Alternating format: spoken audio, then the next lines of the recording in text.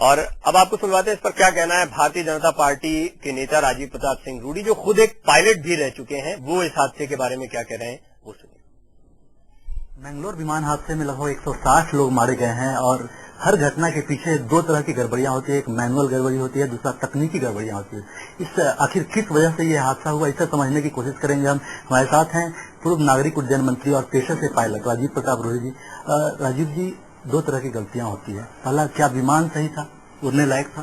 देखिए, जिस विमान की जानकारी हमें मिली है, ये विमान बोइंग 737-800 सीरीज NG है और ये विमान अपने आप में नया है, इसकी तकनीकी बिल्कुल नहीं है और विमान में किसी प्रकार का खराबी होने की संभावना बहुत कम है। राजीव प्रताप रूडी जी, ये भी कहा जा रहा है कि रनवे काफी छोटा है। मैं इस विषय पर बता दूं तो 3-4 विषय आ रहे हैं कि रनवे लेंथ जो हवाई पट्टी है उसकी लंबाई कम है। 8,000 फीट इस प्रकार के हवाई जहाज को उतरने के लिए पर्याप्त है।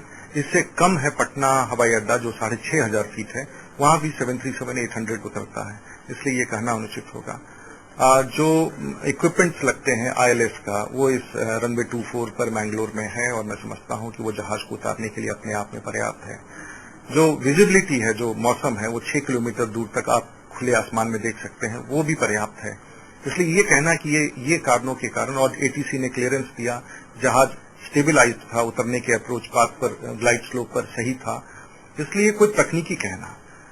जो मुझे लगता है कि जहाज उतरने के बाद जिस बिंदु पर जहाज को टचडाउन जोन में उतर जाना चाहिए, वहां ना उतर करके जहाज रनवे में काफी आगे बढ़ गया।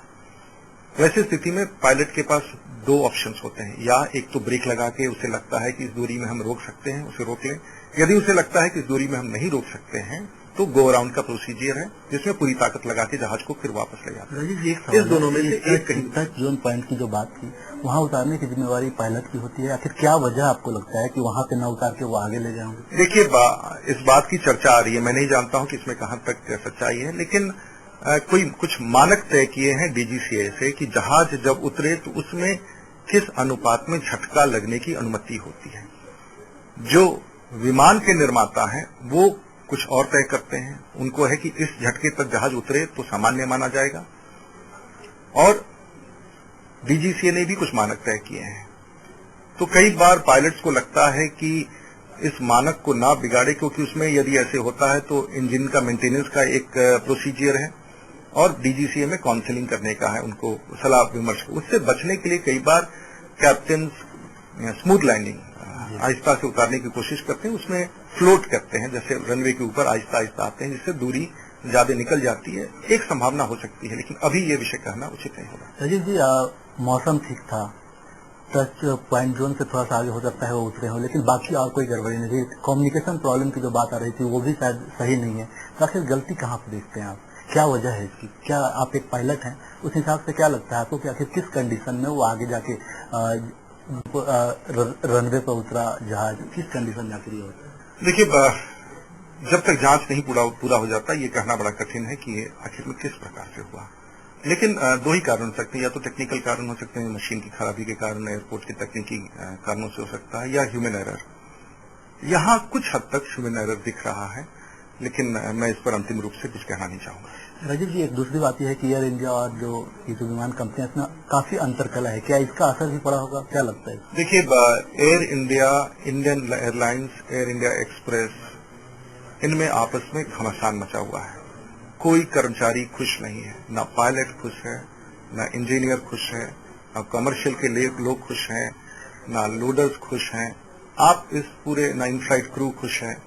इनमें आपस में एक प्रकार से घमासान, जैसे युद्ध का माहौल है।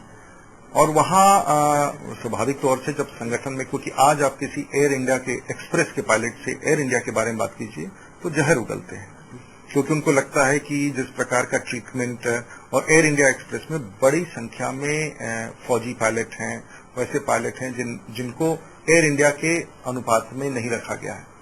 ये आपसी कलह हो सकता है, लेकिन ये कलह ट्रेनिंग में कई कठिनाइयां हैं। हमारे आंतरिक रूप से पता है कि एयर इंडिया एक्सप्रेस की ट्रेनिंग में और एयर इंडिया में काफी विवाद है ट्रेनिंग को लेकर के।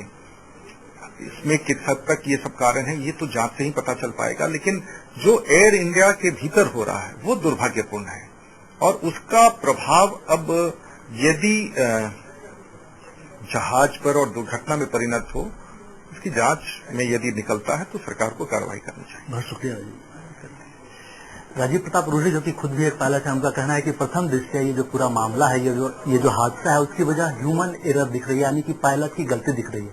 हालांकि जब इस पूरे मामले की रिपोर्ट आएगी तभी सच्चाई का पता लग पाएगा। Kumar Gaurav, live India, Delhi.